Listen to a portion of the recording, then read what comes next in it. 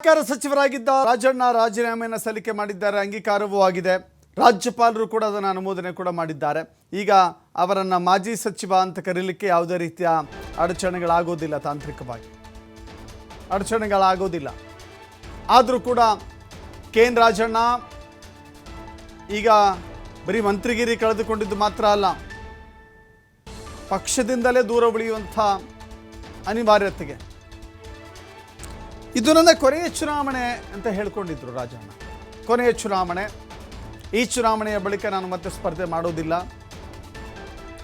ಅವ್ರಿಗೆ ಅಟ್ಮೋಸ್ಟ್ ಒಂದು ಕನಸಿತ್ತು, ನಾನು ಸಚಿವ ಆಗಬೇಕು ಅಂತ. ಅನೇಕ ವೇದಿಕೆಗಳೆಲ್ಲ ಅವರು ಹೇಳ್ಕೊಂಡಿದ್ದುಂಟು ಕೂಡ.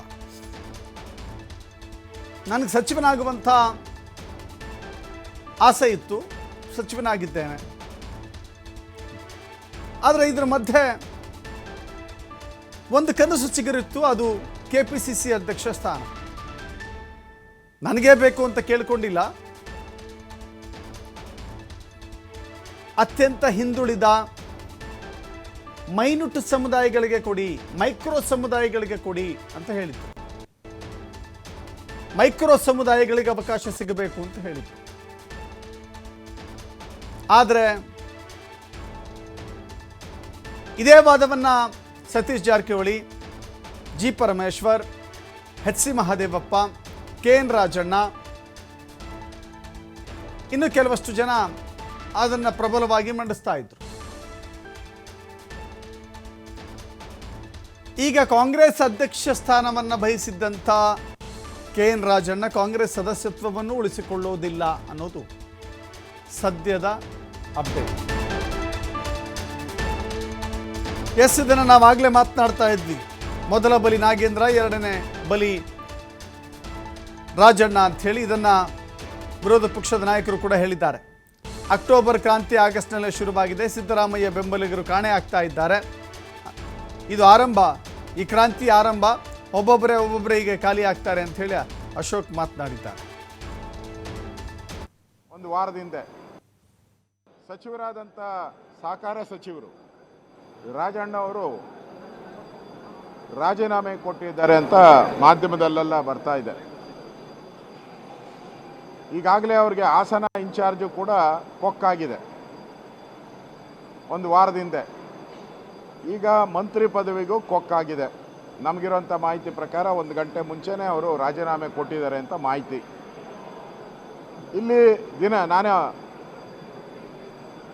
ಅಕ್ಟೋಬರಲ್ಲಿ ಒಂದು ಕ್ರಾಂತಿ ಆಗುತ್ತೆ ಅಂತ ನಾನು ಹೇಳ್ತಾ ಇದ್ದೆ. ಈಗ ಕ್ರಾಂತಿ ಆಗುವಂಥ ಎಲ್ಲ ಲಕ್ಷಣಗಳು ಕಾಣ್ತಾ ಇದೆ.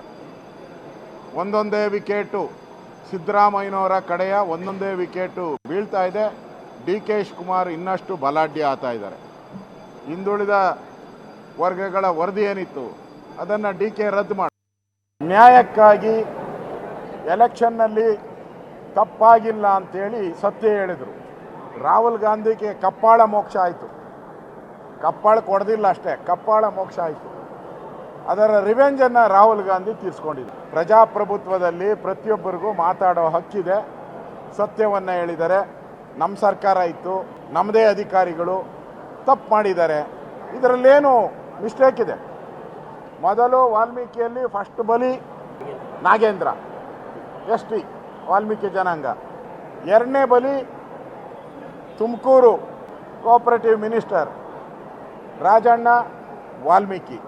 ಅಂದರೆ ಕಾಂಗ್ರೆಸ್ ಸರ್ಕಾರದಲ್ಲಿ ವಾಲ್ಮೀಕಿಗಳಿಗೆ ರಾವು ಕಾಲ ಬಂದಿದೆ, ರಾವು ಕಾಲ ಪ್ರಾರಂಭ ಆಗಿದೆ. ಕಾಂಗ್ರೆಸ್ ಅವ್ರಿಗೆ ಅವ್ರು ಕಂಡ್ರೆ ಆಗಲ್ಲ.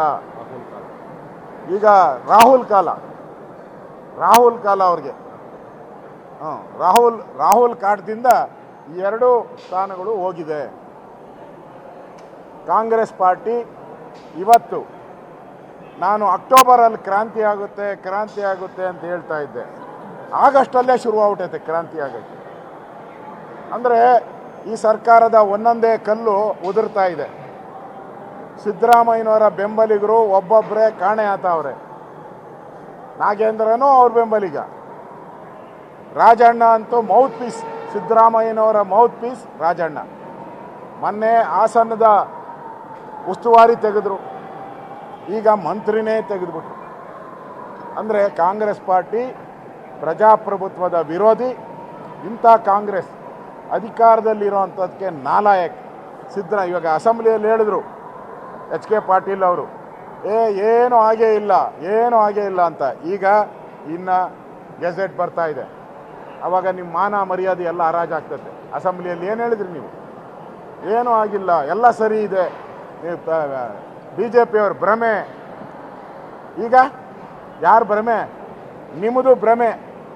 ನೀವು ಭ್ರಮೆಯಲ್ಲಿರೋರು. ಸಿದ್ದರಾಮಯ್ಯನವರ ಒಂದೊಂದೇ ಕುರ್ಚಿಯ ಕಾಲುಗಳು ಅಲುಗಾಡ್ತಾ ಇದೆ.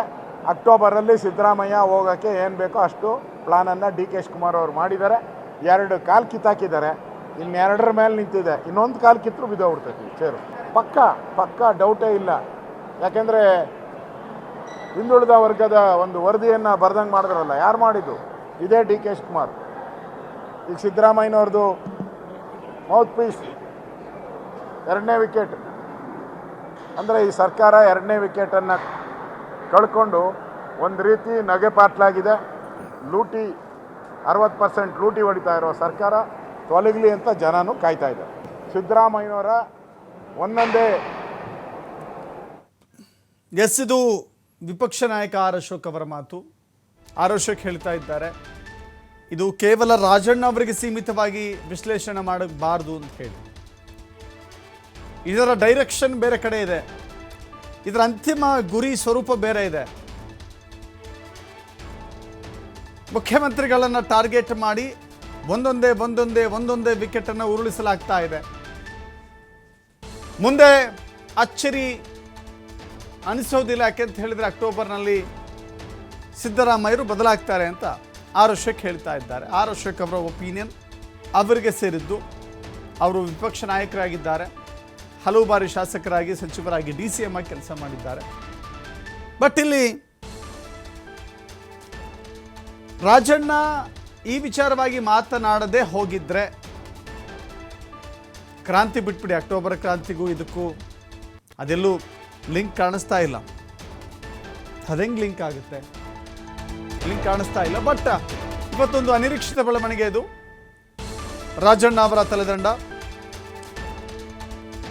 ಇದನ್ನು ಹೆಂಗೆ ಸರ್ಕಾರ ಸಮರ್ಥನೆ ಮಾಡಿಕೊಳ್ಳುತ್ತೆ ನೋಡಬೇಕಾಗಿದೆ, ಹೆಂಗೆ ಇದನ್ನು ಸರ್ಕಾರ ಒಪ್ಕೊಳ್ಳುತ್ತೆ ನೋಡಬೇಕಾಗಿದೆ.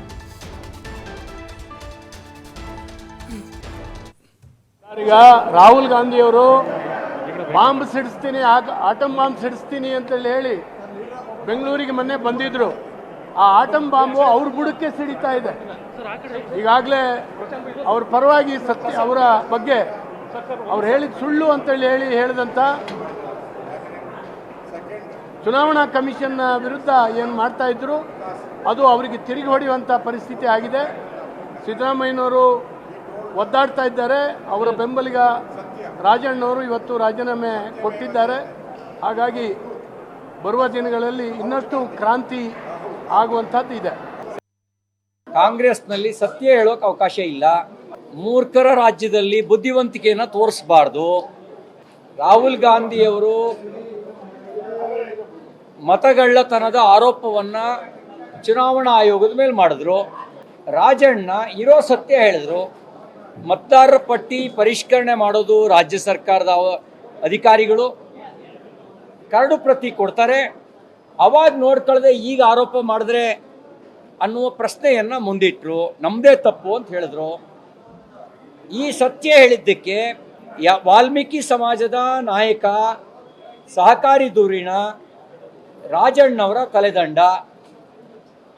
ಇದು ಭಾಳ ಸ್ಪಷ್ಟವಾಗಿ ಹೇಳುತ್ತೆ, ಕಾಂಗ್ರೆಸ್ನಲ್ಲಿ ಒಂದು ಕುಟುಂಬದ ಸರ್ವಾಧಿಕಾರ ಇದೆ.